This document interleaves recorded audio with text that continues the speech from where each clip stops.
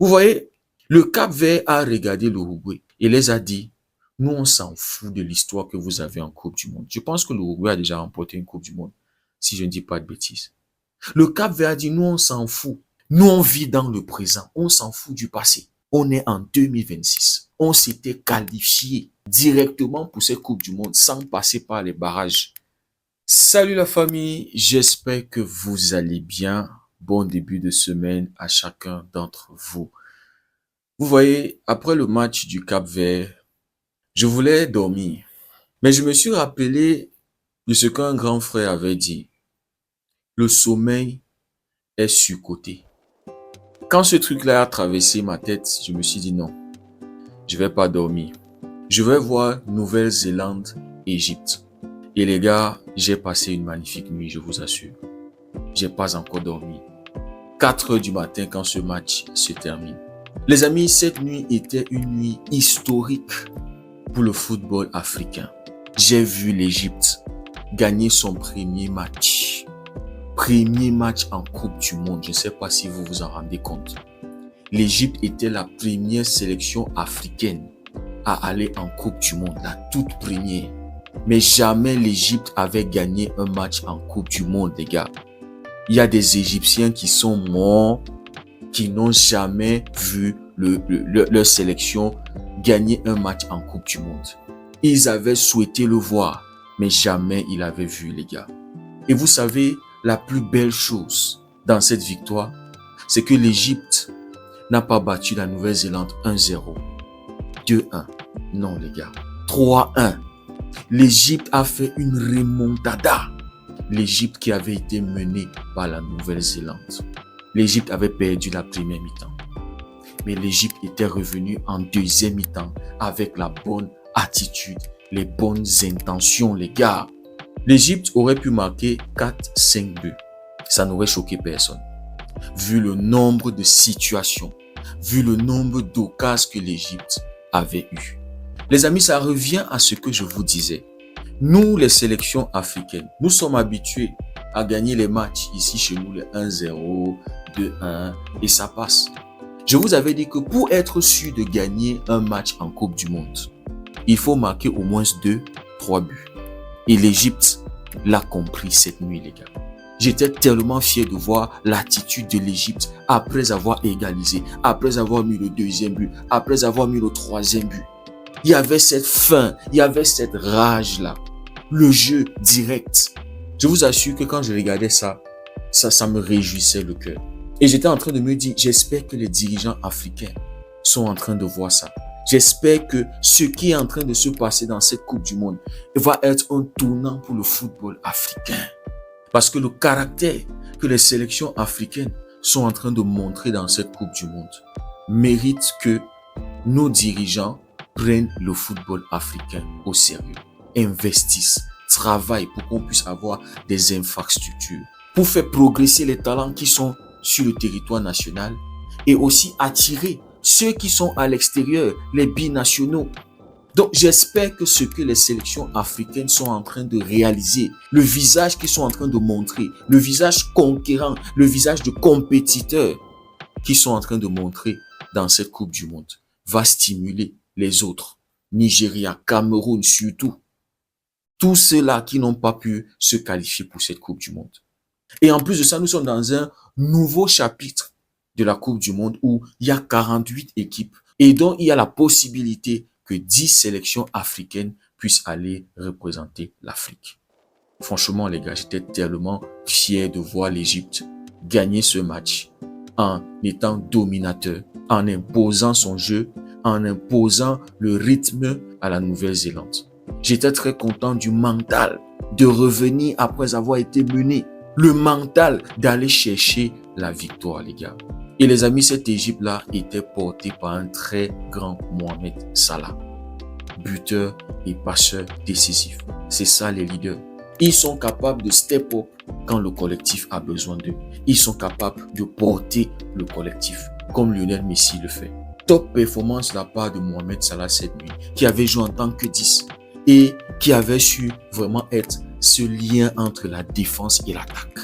Aller récupérer, organiser le jeu, venir dans la surface, pour conclure les actions. Moi, je vous avais dit que normalement, l'Égypte devait battre la Belgique.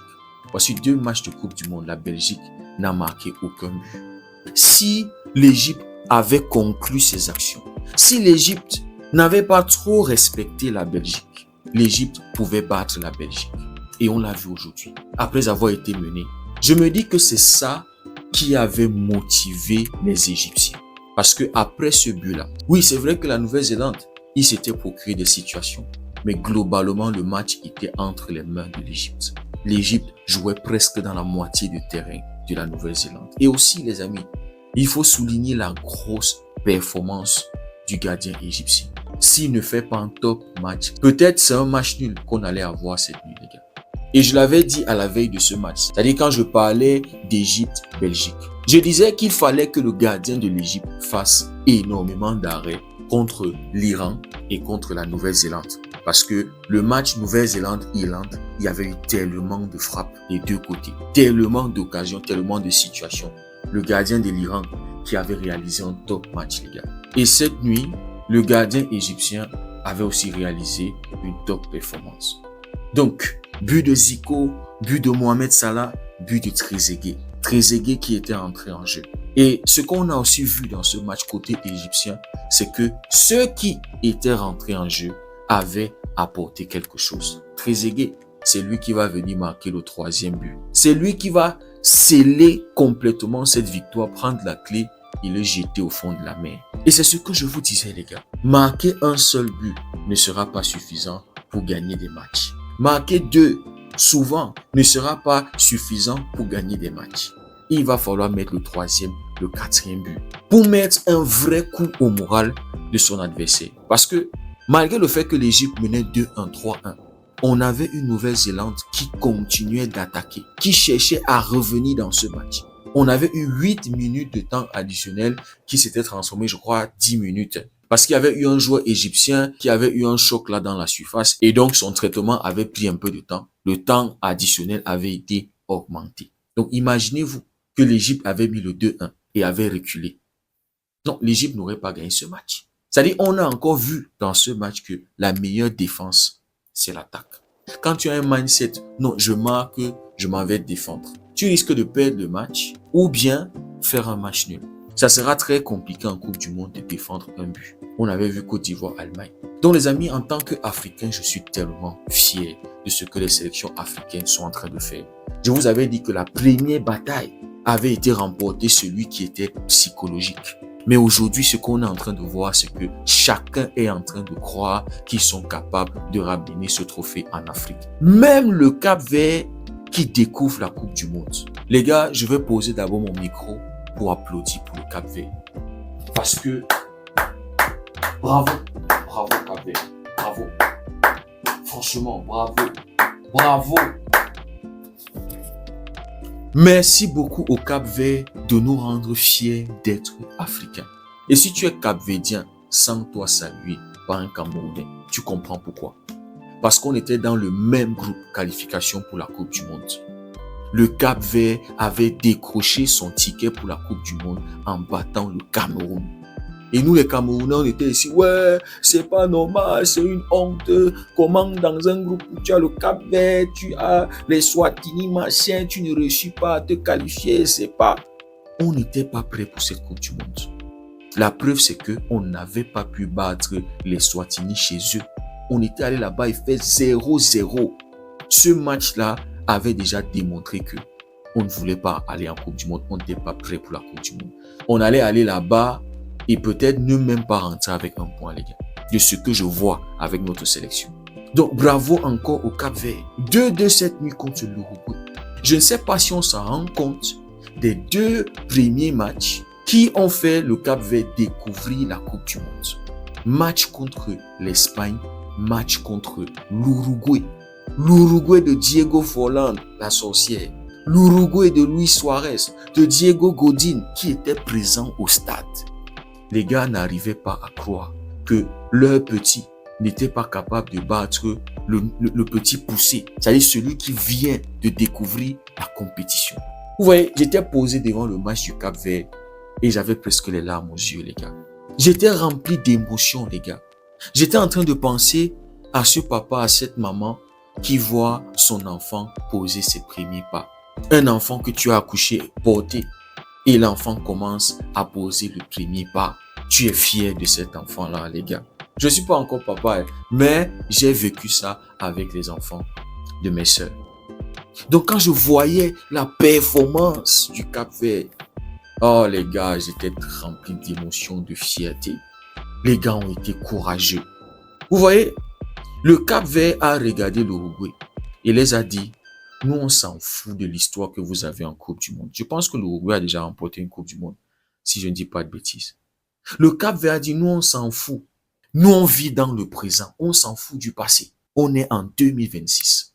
On s'était qualifié directement pour cette Coupe du Monde sans passer par les barrages. Les Cap-Verdiens ont dit aux Espagnols, aux Uruguayens, nous ne sommes pas ici en balade. Nous ne sommes pas arrivés aux États-Unis pour une visite touristique. Non. Nous sommes venus ici parce que nous nous sommes qualifiés pour la Coupe du Monde. Et nous voulons ramener cette Coupe du Monde en Afrique, précisément au Cap-Vert. C'est-à-dire, ils ont dit aux Uruguayens, nous sommes des collègues. Nous sommes ici en tant que compétiteurs. Nous ne sommes pas venus ici pour vous voir, vous les grosses sélections là, nous taper. Non, non, non, non, non. Et la preuve, le Cap-Vert a ouvert le score sur coup de pied arrêté. Coup franc direct, je crois. C'est le premier coup franc de cette compétition. Si je ne dis pas, je pense que j'ai vu quand même tous les buts, presque tous les buts. Je ne pense pas qu'il y a de coup franc, les gars. Coup franc direct de Kevin Lemini. J'ai failli devenir fou devant mon écran, les gars. J'ai failli devenir fou. J'ai dit, mais ces gars, c'est quoi ça? Vous voyez, quand une petite sélection ou bien une petite équipe vient jouer face à une grande équipe, généralement, la mentalité, c'est que, bon, ceux-là, ils sont trop forts. Ils ont un top collectif, des grandes individualités. Nous, on va juste aller là-bas pour ne pas perdre. On va bien défendre. On va boucher tous les trous. On va se servir aussi de l'anti-jeu. Après tout, on fait avec nos moyens. Nous, on n'est pas trop forts. Personne ne va nous blâmer de pratiquer le harambol. Personne ne va nous blâmer de se servir de l'anti-jeu pour exister contre une grosse équipe. Vous voyez, généralement, les petites équipes ne proposent pas grand-chose face aux grandes équipes. Mais les amis, ce n'était pas le cas du Cap-Vert. Un jeu hyper direct. La volonté d'aller faire mal à l'Uruguay. La volonté de gagner ce match. Le Cap-Vert n'était pas loin de gagner ce match, les gars. Oh là là, dans les dernières minutes, faut voir comment le Cap-Vert avait terminé ce match, les gars. L'arbitre même qui nous a refusé le dernier coup de pied arrêté. Je crois que c'était une sortie de balle ou un coup franc, un truc comme ça. Peut-être on aurait pu gagner ce match. Franchement, les gars, tellement fier du Cap-Vert, je vous assure. Si c'est pas la bêtise d'Akanjo, Akanjo en première mi-temps, qui va se blesser, au lieu de se coucher jusqu'à ce que l'arbitre arrête le match pour qu'on puisse venir le soigner, pour qu'on puisse le remplacer, le gars va forcer en tenant la cuisse. Vous voyez, quand les soldats sont sur le champ de bataille et que l'un d'eux est touché, ça distrait le groupe parce qu'il faut s'occuper de ce soldat-là. Et dans cette distraction, l'ennemi peut faire très mal au groupe. Et c'est ce qui s'est passé cette nuit. Akanjo se blesse au lieu de se coucher tranquillement jusqu'à ce que l'arbitre mette pause au match pour qu'on puisse s'occuper de lui. Le gars, il force. À un moment, il se couche. C'est le numéro 21 de l'Uruguay, Vignas, qui va venir lui tenir le pied en croyant que c'était les crampes, alors que c'était pas les crampes. C'était une blessure aux ischios. Malgré cela, le jeu était en train de continuer.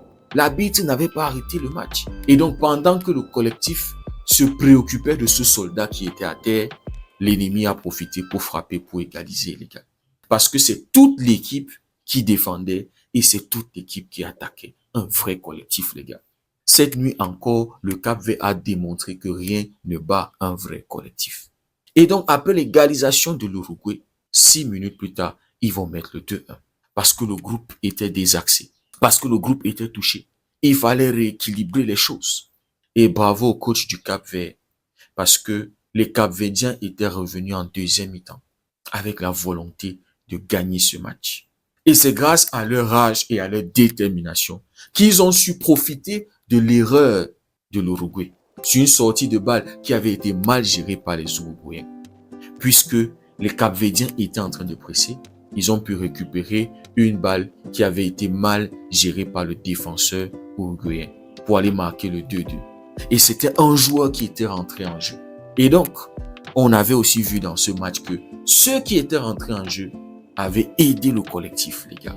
Je vous assure, c'était une nuit historique pour le football africain. J'ai vu les 2 premiers buts du Cap-Vert en Coupe du Monde. J'ai vu la toute première victoire de l'Égypte en Coupe du Monde, les gars. Une nuit remplie de bonheur, les gars. Je suis très content de ne pas avoir valorisé le sommeil, les gars, mais d'avoir valorisé le football africain, d'avoir valorisé nos sélections africaines. Et merci beaucoup de m'avoir fait passer une belle nuit. Donc, les gars, cette nuit, on avait un Cap-Vert héroïque. Lors du premier match, c'était M. Vosinha qui était l'héros de ce match. Avec 7 arrêts, avec une top performance contre l'Espagne. Cette nuit, c'était le collectif qui s'est mis en avant. Et M. Vosinha, que je n'ai pas trouvé pertinent cette nuit, je pense qu'il est encore sous les émotions de tout ce qui s'est passé dans sa vie après le match contre l'Espagne. Il n'avait jamais imaginé qu'un tel truc allait l'arriver, les gars. Sa mère qui était dans les gradins cette nuit, les gars. Donc, je sens qu'il était encore sous les émotions de tout ça. C'est pour ça qu'il n'était pas rassurant dans ses interventions cette nuit, les gars. Mais il va falloir qu'il se remette vite de tout cela. Qu'il remette sa tête à l'endroit. Parce qu'il y a un combat ultime contre l'Arabie Saoudite. Il faut gagner ce combat-là pour pouvoir passer en 16e de finale. Le Cap-Vert doit aller en 16e de finale. Le Cap-Vert, l'Égypte, la Côte d'Ivoire, le Maroc, on verra bien pour le Sénégal. Le Ghana, c'est vrai que le prochain match du Ghana va être compliqué. Le Congo, en tout cas, on verra pour le Congo. Bref, les gars, je pense qu'on peut déjà compter 4 sélections africaines qui doivent représenter l'Afrique en 16e de finale, sur les 10 qui sont actuellement là-bas. Donc les gars, tellement fiers de ce que les sélections africaines sont en train de montrer dans cette Coupe du Monde. Comme je vous ai dit, il faut travailler sur la finition. Il faut éradiquer le mauvais péché d'avoir des occasions et de les gaspiller. Si on réussit à gagner cette bataille-là, la Coupe du Monde viendra en Afrique, les gars. Ça, c'est une certitude. Donc, pour ceux-là qui dormaient, sachez que le sommeil est surcoté. Ah oui, les gars. Dites-moi ce que vous en pensez en commentaire. Si le contenu vous a plu, likez, partagez. Pour ceux qui découvrent cette communauté, n'hésitez surtout pas à nous rejoindre. Merci beaucoup d'avoir suivi la vidéo. On se dit à très bientôt. Passez une belle journée et que Dieu vous bénisse.